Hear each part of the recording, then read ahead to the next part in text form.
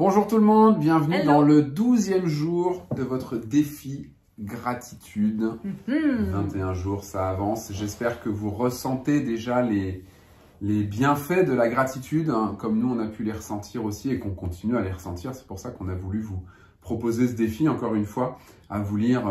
Vous êtes tous et toutes hyper contents de faire ça, donc ça nous fait vraiment chaud au cœur. Aujourd'hui, on va parler argent. Ça. Alors là, alors nous, pour notre expérience personnelle, lors de la dernière capsule, Anne vous parlait d'expérience avec d'amitié, mais on a tous les deux sur la problématique argent. Vous le savez, on s'en est jamais caché. On a fait plusieurs faillites et on a dû à un moment donné quand même se poser en se disant qu'est-ce qui se passe. Ouais. Donc, je te laisse présenter et puis. C'est ça. Alors, la problématique de l'argent, souvent, vient du fait qu'on s'imagine qu'on va pouvoir, que tout ira mieux quand on aura plus. Et en fait, ce qu'on va vous proposer, c'est de faire l'inverse. En fait, c'est de commencer par aller mieux et de laisser l'abondance venir du coup. Si à un moment, au lieu de nourrir le manque et de dire ah là là, si j'avais plus d'argent, je pourrais faire ci, si j'avais plus d'argent, je pourrais faire ça, ah là, il me manque ça pour pouvoir m'acheter ça. Si déjà on commençait par être heureux de ce qu'on a, se réjouir de tout ce qu'on a et de tout ce qu'on peut faire, en fait, on est entouré d'abondance. Et comment on peut se réjouir de ce qu'on a et être dans l'abondance d'argent quand on expérimente Le manque. le manque? Eh bien, à chaque fois que vous allez payer pour quelque chose, que ce soit une baguette de pain, que ce soit un meuble pour votre maison, que ce soit vos courses, quel que soit ce pourquoi vous payez, vous allez vous réjouir de pouvoir le faire. Parce que si vous sortez de l'argent, c'est que vous êtes capable de le faire. C'est qu'à la base, cet argent, vous l'avez. Et si jamais, par exemple, pour prendre l'exemple de Anne, si vous achetez une baguette de pain dans un supermarché à 50 centimes et que vous auriez préféré la baguette de pain qui est à côté, qui est à la farine ancienne et avec des graines et qui coûte 1,50 € et que vous savez que c'est trop juste pour vous, eh ben, faites l'exercice de remercier pour pouvoir vous acheter votre baguette de pain à 50 centimes. Si vous n'avez pas les moyens de vous acheter une table pour votre salle à manger en chêne massif, mais que vous n'avez que les moyens de vous acheter une table ça se dit plus le formica, mais c'est une autre génération, une table de base, ben, vous avez quand même de quoi vous poser manger sur cette table et faire ce que vous avez à faire sur la table. Et si vous n'avez pas du tout les moyens de vous en acheter, mais qu'on vous en offre une, c'est une gratitude quand même. C'est super, super important parce que vous allez déclencher quelque chose, vous allez déclencher l'abondance en fait, plutôt que de vous plaindre, ça va amener autre chose. C'est ça. Et puis, ça me faisait sourire ce que disait Axel, parce que si vous n'avez pas les moyens de vous acheter une table, vous avez peut-être la possibilité de la construire vous-même, en palette, par exemple.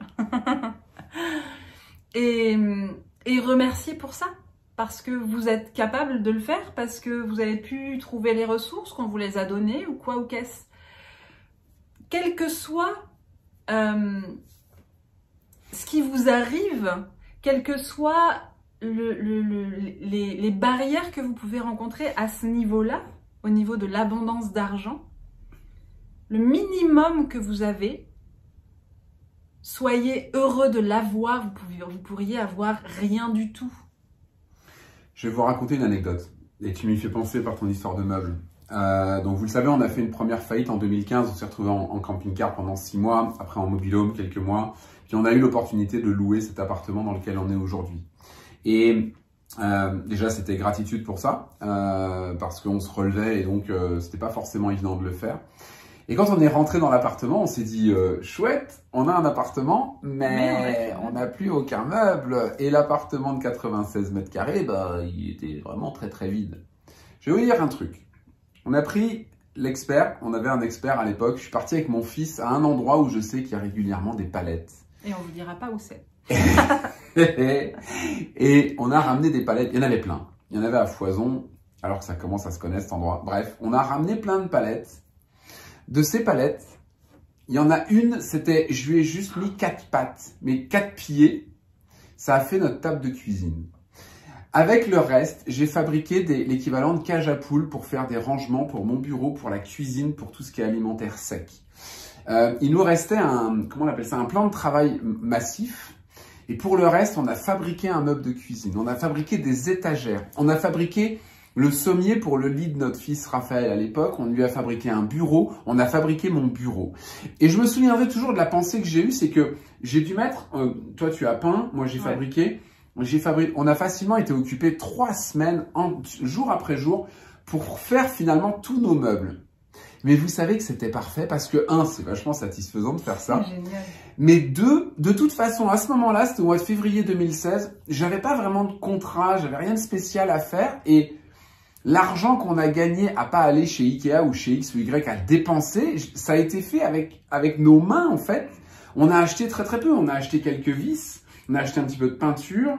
Et on était dans l'abondance. Et on était dans l'abondance parce que je vous promets que c'est comme si avec la voiture, j'étais arrivé chez Ikea et que je l'avais chargé avec des cartons. Quand on est reparti avec ces palettes, c'est comme, vous savez, si vous êtes un peu bricoleur, vous le savez, il y a des fois vous essayez de bricoler, il n'y a rien qui va. Puis il y a des fois, il y a tout qui va. Vous avez exactement tout ce qu'il faut. Et ça, c'est un sentiment, si vous voulez. Vous avez 2 façons de vous comporter face à une situation comme celle-là. C'est de dire, bon, ben ouais, voilà, on a des palettes pour équiper notre maison. Ou vous avez à dire, on a des palettes, waouh, c'est fantastique. Et l'énergie que vous allez dégager par rapport à ça est radicalement différente. Est-ce que je peux prendre un autre exemple? Oui, mais reste dans l'argent. C'est vrai que c'est pas de l'argent. Oui, mais c'est de l'argent pour acheter des meubles normalement. J'aime bien quand je me fais reprendre comme ça. On va rester dans l'argent. J'ai une société, je fais du chiffre d'affaires, c'est de l'argent. Et puis, il y a un mois où je fais un chiffre d'affaires qui me convient pas. J'ai 2 façons aussi de me comporter par rapport à ça. Ce chiffre d'affaires que j'ai fait, je l'ai fait. J'ai pas fait rien. En tout cas, j'ai tout fait pour faire ce chiffre d'affaires. Et il est là, ce chiffre d'affaires. J'aurais pu ne pas avoir de clients du tout. J'aurais pu ne pas rentrer d'argent du tout. Et ce qu'il faut bien comprendre, c'est que, et moi, j'ai vraiment mis du temps à comprendre ça, c'est que j'étais plutôt à me dire, ouais, mais Anne, t'as vu ce qu'on gagne là, en fait l'abondance ne se met pas en place si on ne se satisfait pas de ce qu'on a déjà. Et je peux vous garantir que je le vis et je l'ai vécu. De se satisfaire d'avoir des clients, de se satisfaire de vendre un petit truc, d'avoir un chiffre d'affaires qui n'est pas comme on aurait espéré, mais qui est là, ça amène une autre énergie, ça amène d'autres clients, ça amène d'autres chiffres d'affaires, ça fonctionne. Il faut le tester. Je vais être franc avec vous. Et je dis je vais être franc avec vous, c'est pas forcément évident. Mais si on se permet aussi de vous partager ça avec Anne, c'est que on l'a vécu. Encore une fois, je crois qu'on vous l'a dit, il me semble, on a vécu d'aller faire les courses avec attention. On n'a pas beaucoup sur la carte bancaire, on n'a vraiment pas beaucoup pour remplir le chariot. Donc attention à ce qu'on va faire. Mais gratitude parce qu'on a pu quand même faire les courses, donc on avait l'argent quand même. Et là, on avait beau avoir très peu, c'était une énorme gratitude parce que on pouvait quand même aller faire les courses et on pouvait quand même donner à manger à nos enfants et voilà. Donc, encore une fois, c'est aussi une question d'énergie et de vibration. On va commencer à passer au stade supérieur par rapport au pouvoir de la gratitude. Jusqu'à présent, on vous a montré à quel point ça pouvait changer la façon dont vous vous sentez et dont vous pouvez voir les choses. Mais ça peut aussi vous aider à faire changer beaucoup de choses autour de vous. Ce que vous voulez changer dans votre vie et qui ne vous convient pas. À partir du moment où vous réussissez à comprendre comment ça fonctionne, j'expliquais à mes enfants ce midi que l'univers fonctionnait selon des lois et qu'à partir du moment où on les connaissait ou qu'on comprenait comment elles fonctionnent, on pouvait les utiliser. Que c'était bien qu'on les connaisse pas toutes parce qu'on risquait de faire des grosses bêtises avec. Mais il se trouve que cette loi de l'attraction, c'est une des lois de fonctionnement de l'univers. À partir du moment où vous allez réussir à vous mettre dans cette vibration d'abondance, vous allez attirer à vous l'abondance. Et la clé, c'est vraiment, là, en ce qui concerne l'argent, remercier pour tout ce que vous pouvez payer.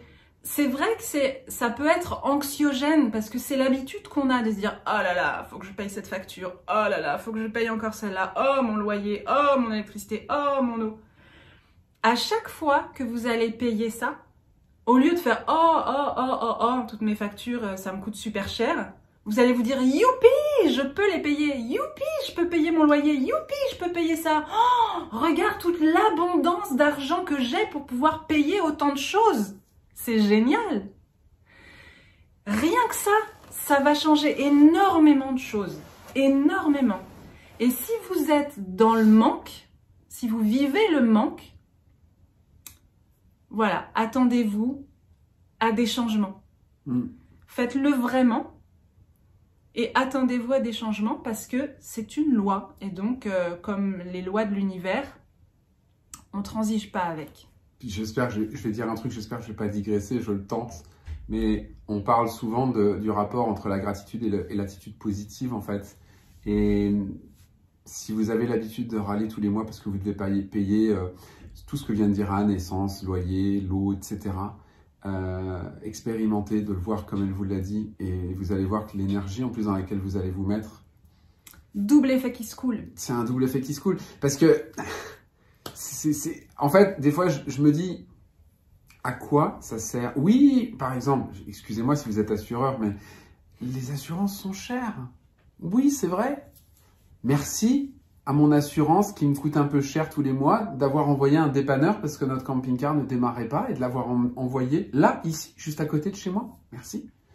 Et dans tous les cas, si j'avais pas d'assurance, enfin, c'est pas possible de toute façon. Donc, à quoi ça me sert d'être dans le négatif par rapport à ça?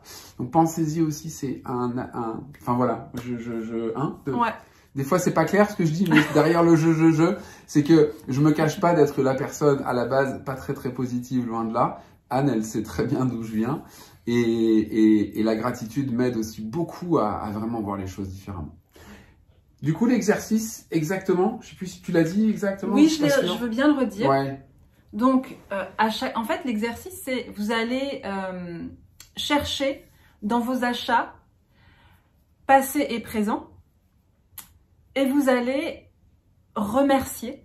En fait, vous allez ressentir de la gratitude d'avoir pu vous acheter ce genre de choses, d'avoir pu payer, je sais pas moi, des vacances à la neige, d'avoir pu acheter une maison, d'avoir pu payer un restaurant, d'avoir pu ou de pouvoir faire ce que vous voulez. En fait. On est d'accord, même pour des choses pour ça, même oui, pour des choses de simples. Pouvoir vous acheter votre baguette de ouais, pain, même les plus petites choses en fait. C'est peu importe. À partir du moment où vous vous mettez dans cette énergie de gratitude pour l'abondance d'argent.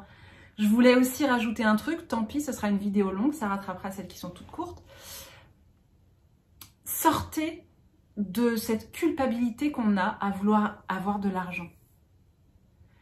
C'est pas mal l'argent. C'est notre monnaie d'échange pour pouvoir vivre, pour pouvoir se payer une maison, pour pouvoir se payer à manger, pour tout ça. Si on n'a pas d'argent, on est dans le caca. Donc c'est normal de vouloir en avoir. Ce qui est pas cool, c'est de vouloir en avoir trop, de se comparer aux autres, de vouloir tout garder et pas aider les autres avec, etc. Donc oui, effectivement, il y a un égrégore de négativité autour de cette énergie, mais l'énergie en elle-même n'est qu'une énergie. Et elle va juste être ce que vous en faites. C'est ça. Aucun souci. Et si vous ressentez un problème avec l'argent, alors dans ce cas-là, peut-être que... On fera un défi autour de l'argent. Faut que vous travailliez un peu à ce sujet. Est-ce qu'on a fini? Oui. Alors, merci beaucoup. Bye bye. Pensez toujours, avant de bye-bye, pensez toujours à vos 10 gratitudes du matin et à votre jolie pierre caillou du soir. À bientôt. Ciao.